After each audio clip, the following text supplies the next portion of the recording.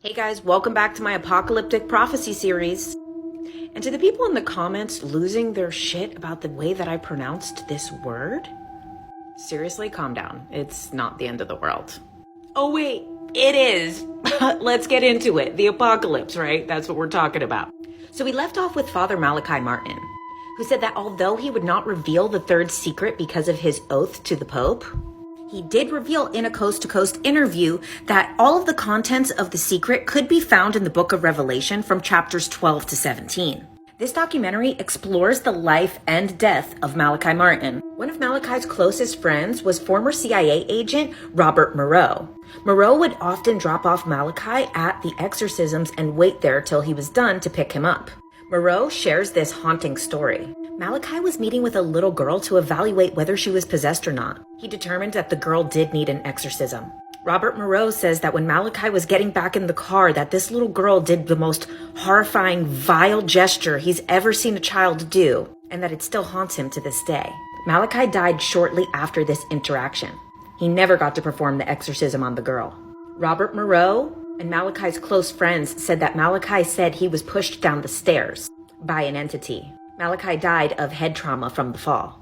William Cooper claims that the U.S. government got a hold of the secret. He said the secret is about the Antichrist and how he would pretend to unite the world, but it would actually be a false religion, which would lead to World War III.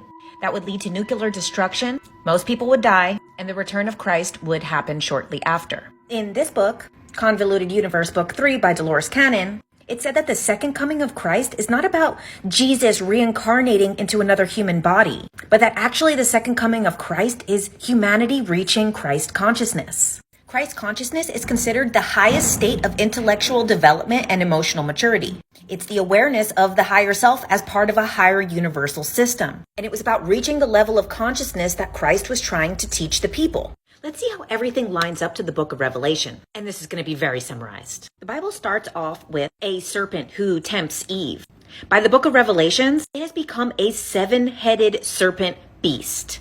And this beast would grow so powerful that it would eventually force everyone to take its mark either on their forehead or on their hand. This is often interpreted as thoughts and actions. It talks of Babylon. Babylon has been considered Persia, Greece, and Rome, but many believe it's more of a symbol for the systems of power, and how these systems use structures of the government to create a false god for everyone to obey, and that these Babylons would continue to rise and fall until they followed the Lamb. The Lamb is a symbol for Christ. In an upcoming video, we're going to get deeper into this 144,000 and the Lamb. But first, we're going to finish with the book of Revelations and how it relates to Nostradamus.